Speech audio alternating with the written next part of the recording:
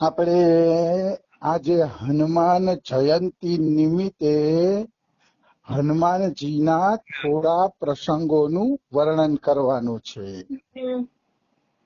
હનુમાનજીના પ્રસંગોમાં આપણે આગળ વધીએ તો એક વખત સુદર્શન ચક્રને અહંકાર આવી ગયો, સત્યભામાને અહંકાર આવી ગયો અને ગરુડજીને. દ્વારકાધીશે જોયું કે મારા દ્વારિકાની અંદર ત્રણ જણા બીમાર પડી ગયા છે. 3 જણાને અહંકાર આવી ગયો છે, એટલે આ અહંકારને કાઢવા માટે કઈક કરવું પડશે. સુદર્શન ચક્રને એ અભિમાન હતું કે મારા તેજ સામે કોઈ ટકી શકતું નથી. ગરુડજીને પોતાના બળનો અને વેગથી ઉડવાનો અહંકાર હતો. બળ અને વેગથી ઉડવાનો અહંકાર હતો. અને સત્યભામાને અહંકાર હતો કે મારા જેવું સુંદર કોઈ નથી. એને પોતાની સુંદરતાનો અહંકાર હતો. આ 3 જણાને અહંકાર આવી ગયો હતો. અને ભગવાન શ્રી કૃષ્ણ વિચારે છે કે હવે આ 3 જણાનો અહંકાર કઈ રીતે તોડવો. એમ શ્રી કૃષ્ણ ભગવાન આવું વિચારે છે. પછી ભગવાન શ્રી કૃષ્ણએ શું કર્યું? ભગવાન શ્રી કૃષ્ણએ હનુમાનજીને યાદ કર્યા કે હનુમાનજી જો આવી જશે ને સેવામાં તો આ ત્રણેયનો અહંકાર તૂટી જશે. એટલે એને હનુમાનજીને યાદ કર્યા. અને હનુમાનજી તો ભગવાનના સેવક હતા. રામ હોય કે કૃષ્ણ હોય એના માટે તો બે રૂપ એક જ છે. કોઈ એમ કહે કે હનુમાનજી તો રામના ઉપાસક છે અને દ્વારકાધીશે બોલાવ્યા તો હનુમાનજી કેમ આવ્યા? તો કે ભાઈ આપણા માટે બધું અલગ અલગ છે. બાકી રામ રૂપ હોય તોય ભલે, કૃષ્ણ રૂપ હોય તોય ભલે, જે રૂપ હોય તે ભલે, એક જ તત્વ છે. અલગ તત્વ કોઈ છે જ નહીં. આવી વસ્તુ છે. એક જ તત્વના આ બધાય રૂપ છે. એમ આપણે કેવું હોય તો કહી શકીએ. ભગવાન એક જ છે, સત્ય એક જ છે, તત્વ એક જ છે. એમાં તો બે મત છે જ નહીં. એમાં કોઈ બે મત કરતું હોય તો અજ્ઞાની છે.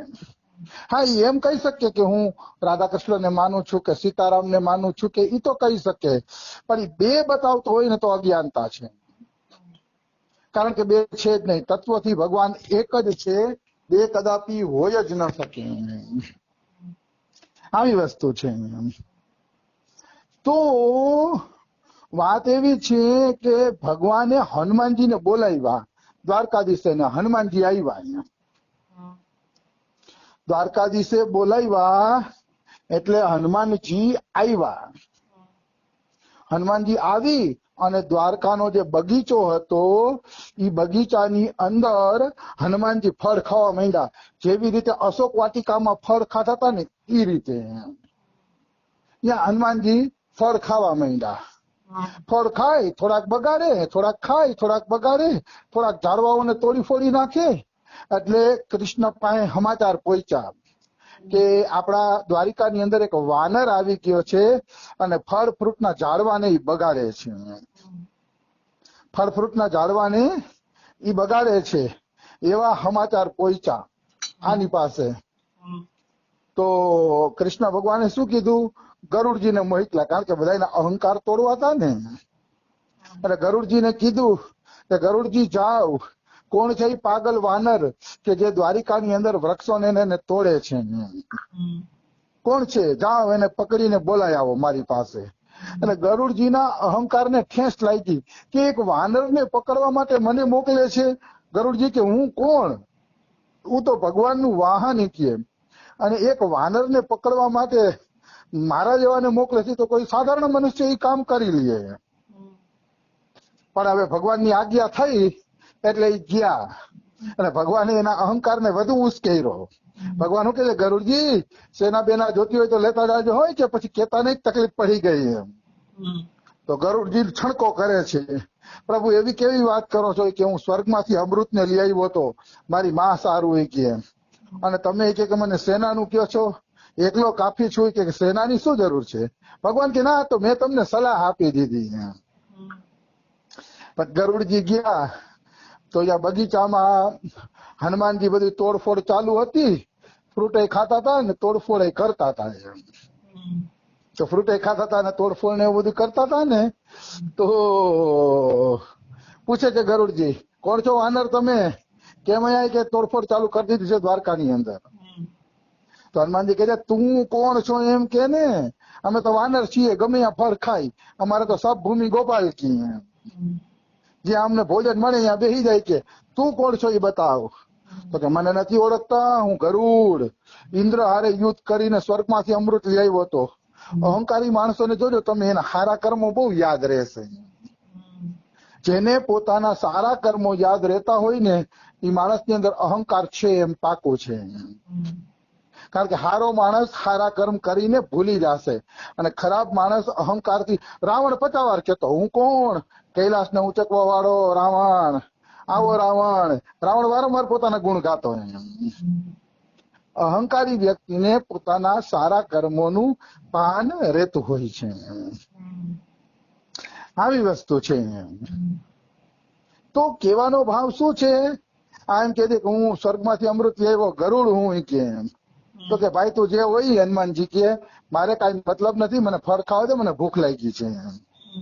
તો ઉભો રે વાનર, તું માનતો નથી એમ કરીને ગરુડ એને મારવા ગયા ને, તો હનુમાનજી એને પૂંછડામાં લપેટી લીધા. અને પૂંછડામાં લપેટીને પછી જે પટકા પટકી કરી છે ને, વાત ના પૂછો. દિવાલમાં ભટકાડે, જમીનમાં ભટકાડે ને, આકાશમાંથી ઊંચે લઈને વળી જમીનમાં ભટકાડે ને, ગરુડ આરે ખૂબ પટકા પટકી કરી. અને ગરુડને ખબર પડી ગઈ કે ઓહો આ તો બળવાન છે, આની સામે જીતી શકાય એમ નથી. એટલે હનુમાનજી એને પૂંછડેથી ઉલારીને દૂર ઘા કરી દીધો. પૂંછડેથી ઉલારીને દૂર ઘા કરી દીધો.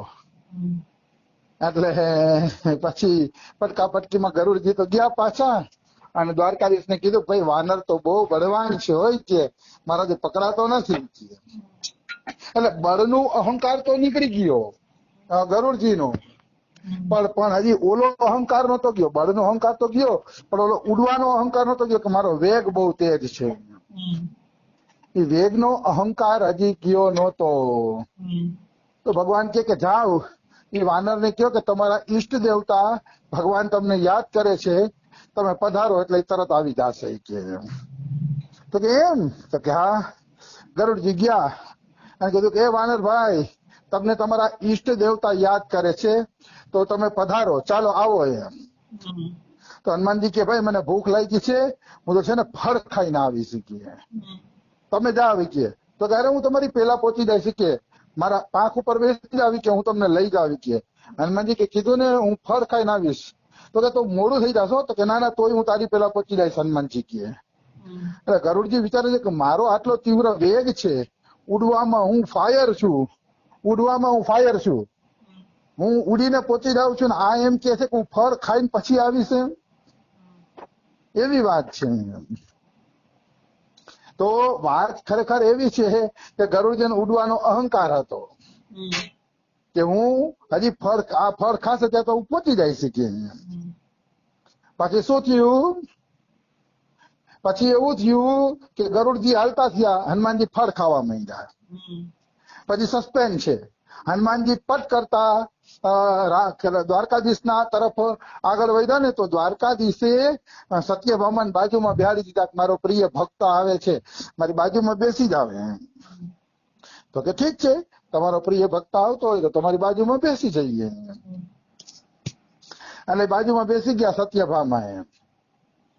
પછી શું થયું? હનુમાનજી આવ્યા.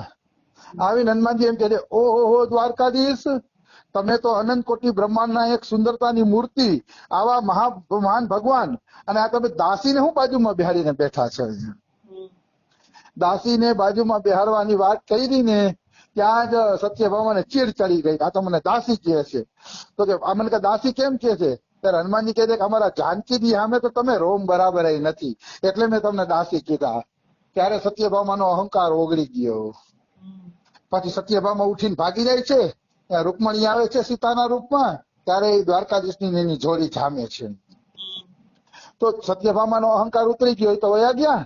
પછી કૃષ્ણ ભગવાન સુદર્શન ચક્રનો અહંકાર ઉતરે ને એટલે બોલે છે કે હનુમાનજી તમે અંદર આવી ગયા, તમને બારે કોઈ રોક્યા નહીં, ભગવાને વાસ્તવમાં સુદર્શન ચક્રને બારે રાખી દીધા હતા કે કોઈને અંદર ન આવવા દેતા એમ. તો કે તમને કોઈ તો હનુમાનજી કે હા સુદર્શન ચક્ર રોકતા હતા કે આ જો ગલફોમાં મતલબ મોઢામાં ચડાવીને બેઠો છું એમ કરીને ફૂંક મારી તો સુદર્શન ચક્ર મોઢામાંથી બહાર નીકળ્યું હનુમાનજીના મોઢામાં હંતાડી દીધું હતું. અને ત્યાં ગરુડજી હાફડા આવ્યા કે ઓલો વાનર આવતો નથી કે મારે જમવું છે. ત્યાં ભગવાન કે જો આ ઉભો એ વાનર તો ગરુડજી આશ્ચર્ય થયું કે આ તો ફળ ખાઈને મારી પેલા પહોંચી ગયા. આ રીતે ભગવાન શ્રી કૃષ્ણ તણહીના અહંકારને તોડાવે છે. આવી વસ્તુ છે. આગળના પ્રસંગમાં આપણે પ્રવેશ કરીએ તો કાશીનો એક રાજા હતો. એ કાશીના રાજાને નારદજી ચડાવે છે કે વિશ્વામિત્રને પગે ન લાગતો હોય કે રામને ને વશિષ્ઠજીને જ પગે લાગજે, કારણ કે વિશ્વામિત્ર તો ક્ષત્રિયમાંથી ઋષિ બન્યા છે કે બ્રાહ્મણ થોડા છે કે એને પગે ન લાગતો. એ ઓલો નારદજીની ચડાવણીમાં આવી ગયો અને એને વિશ્વામિત્રને પગે ન લાગ્યા ને રામ ને વશિષ્ઠને પગે લાગ્યા અને પછી વાતો કરીને વયો ગયો. તો વિશ્વામિત્રને પોતાનું અપમાન લાગ્યું એટલે એને રામને કીધું કે આ તો મારું અપમાન કહેવાય કે મને પગે ન લાગ્યો. તો રામે સંકલ્પ કર્યો કે હું 3 બાણ મારી અને 24 કલાકમાં એને મારી નાખીશ કાશીના રાજાને. તો નારદજી કાશીના રાજા પાસે ગયા અને કીધું કે ભાઈ જેટલા ધર્મ કરમ દાન પુણ્ય કરવા એટલે કર લે કે પણ તને મોકો નહીં મળે. તો કાશીનો રાજા પૂછે કે આવું શું કામ બોલો છો નારદજી કે તો કે તારું મૃત્યુ આવી ગયું છે કે 24 કલાકમાં રામે તને મારવાની પ્રતિજ્ઞા લીધી છે 3 બાણ દ્વારા. એમ તો કે હા. તો કે નારદજી કોઈક ઉપાય બતાવો. તો કે અંજના માતાની શરણમાં વયા જાઓ. પછી કાશીનો રાજા અંજના માતાની શરણમાં ગયો અને અંજના માતાએ એને અભયદાન આપ્યું. વાત પહોંચી હનુમાનજી પાસે. તો હનુમાનજી ક્યારે આ તો બહુ મોટું ઓલું થઈ ગયું છે પણ કાંઈ વાંધો નહીં કે થઈ રહેશે.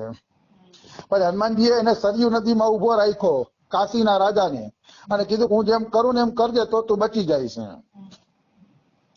પછી કાશીના રાજાએ એમ જ કરવાનું નક્કી કર્યું. રામ આવ્યા પેલું તીર માર્યું ને એટલે તરત જ આ નામ જપ કરવા માંડ્યા જય રામ જય જય રામ જય રામ જય જય રામ. તો પેલું બાણ પ્રદક્ષિણા કરીને પાછું વયું ગયું. શું કામ પાછું વયું ગયું પેલું બાણ પ્રદક્ષિણા કરીને? એટલા માટે કે ભગવાનના નામ જપતા હોય તો એનું બાણ કોઈ મારી શકતું નથી.